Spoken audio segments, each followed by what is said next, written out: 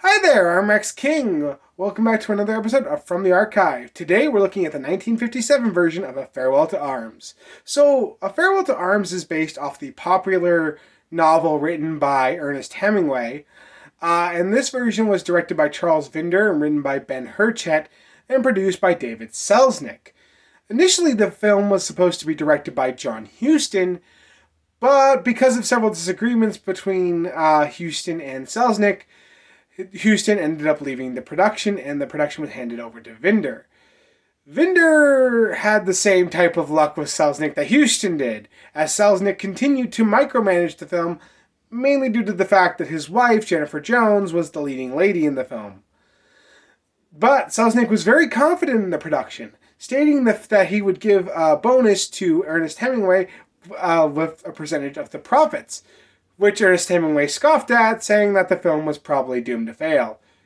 And it kind of was. Though 20th Century, the distribution company of this film, made a decent amount of money on the film, Selznick did not recoup his costs. And the film critics didn't do well either. So is this film just a misunderstood classic, or is it truly as bad as everyone during that time period thought it was? Well, let's talk about it. So before I go much further, I have never read A Farewell to Arms. Ernest Hemingway's not really an author that I really like, so I don't know a ton of his books. And this is one of those books I just haven't ever gotten around to reading. So I will be judging the film as someone who has never read the books. I just want to get that out of the way. So if any of my complaints go towards the book as opposed to the film, I'm just judging the movie as a movie, not as an adaptation of A Farewell to Arms. With that said, A Farewell to Arms follows Lieutenant Frederick Henry, played by Rock Hudson, who is a ambulance driver for the Italian army during World War One. He ends up meeting Catherine Barclay, played by Jennifer Jones in the film, who's a nurse, and they fall instantly in love, and pretty much the film follows their romance through World War One. So, this type of story could work. I really think a romance story set with the backdrop of World War One might have been interesting, as I could see how a romantic relationship struggling to make it through World War One might make for some interesting scenes. However, this film doesn't do much with that concept. The two people in question meet each other, fall in love, have several scenes where they basically just talk about their love and have romantic scene after romantic scene, and World War One is really kind of irrelevant. It's only brought up about twice in the film, and it kind of brings up a conflict towards we're getting towards the third act, but after they get past it, it just doesn't ever come back into the movie after that last scene halfway through the film. And it's kind of a shame because without World War One, this film has really nothing going for it, as none of the romance scenes really work, and it's just a love at first sight movie with a relationship that I just don't buy, because I don't buy love at first sight stories. It could have been interesting again if there was more conflict and it focused more on them just trying to get through World War One, but since it just focuses on them just kind of being madly in love with each other, it doesn't work, and honestly, most of the scenes feel kind of irrelevant. Like I said, there's only about 2 scenes where World War One's even brought up, and even a major part of the film. One scene where it's about 10 minutes long, where we see him doing his ambulance driver job. And then another scene later in the movie that's about 20 minutes long, and to show the devastation that World War One kind of wrought. And those 2 scenes are honestly the best scenes in the movie.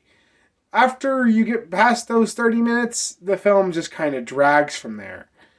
And again, that probably has to do with the fact that the relationship between our 2 main characters just isn't believable.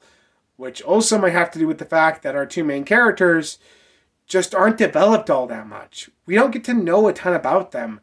We just know that they're in love with each other, and that's all we really get with them. We don't really get to know or understand these people as people, so we don't feel anything for them throughout the rest of the runtime of the film. This is not helped by the fact that the performances are just all over the place. You have actors like Rock Hudson who are trying but not really getting across what the emotions that they're supposed to be getting across.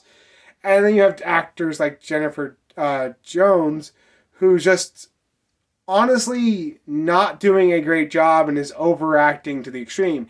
To be fair, this may have to do with the fact that the dialogue they're working with is absolute trash and is cheesy as all hell. It's really hard to make this type of dialogue work and feel real.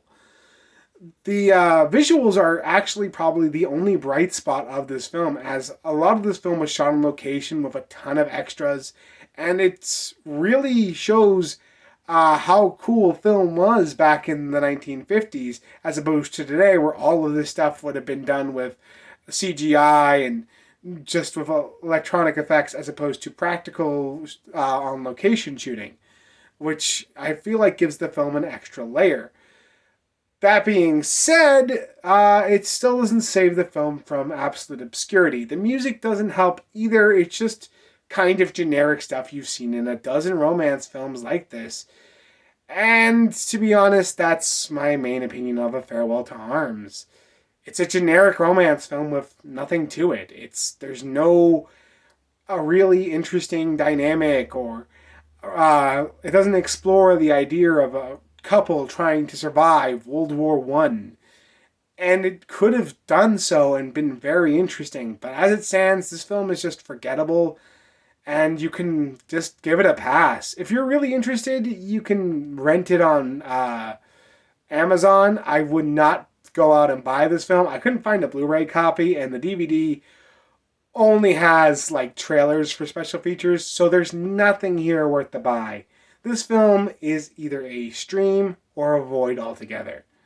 Anyway, that's what I felt about Farewell to Arms. What did you think about it? If you've seen it, let me know in the comments below. If you like this video, like, comment, and subscribe. And next time, we take a look at The Curse of Frankenstein. See you then.